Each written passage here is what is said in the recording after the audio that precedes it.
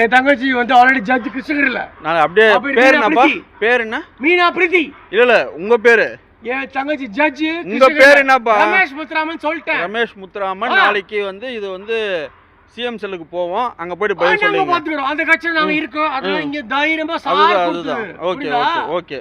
புரியுதா? நீங்க வந்து 2 மணி ராத்திரிக்கு வந்து கார்ப்பரேஷன் ஆபீஸ்ல சீன் பண்ணா யார் கிட்ட வந்து யார் கார்ப்பரேஷன் ஆபீஸ்ல தெரியுமா? நாளைக்கு அமல்ராஜ் சார் இருக்காருல கமிஷனர் சென்னை. ஆமா அமல்ராஜ் சார் நான் பாத்துக்கிறேன். நல்லா தெரியும் எனக்கு. Okay okay. பொறந்தல இருந்து இந்த சீன் இந்த போன் எடுத்து போட்டோ எடுத்து அப்படி எடுத்து இப்ப ரமேஷ் முத்ரா வந்தா வழக்கறிஞர் தான். இப்படிதான் ஒரு பிரச்சனையும் இல்ல. இந்த மாதிரி கேவலப்படுத்தி ஒரு ட்ரிங்க்ஸ் தான் அடிச்சிருக்கேன். ஆனா ஒரு லாயரை ஜட்ஜாக போறவன அசிங்கப்படுத்தி ஒரு நாயை காப்பாத்த வக்கு இல்லாத போலீஸ் நீ பேசுவ. போலீஸ் நாயை நான் என்னத்துக்கு காப்பாத்தணும்? இது ஒரு ஆபீஸ். நைட் 1 மணி ராத்திரிக்கு வந்து என்ன சார் பிரச்சனை கேட்கணும்? புரியுதா? நீ குடிச்சிட்டு வந்து என்கிட்ட பேசணும். என்ன கம்ப்ளைண்ட்? என்ன கம்ப்ளைண்ட்? எங்க இருக்கிற செக்யூரிட்டி தள்ளி நின்னு பேசுங்க.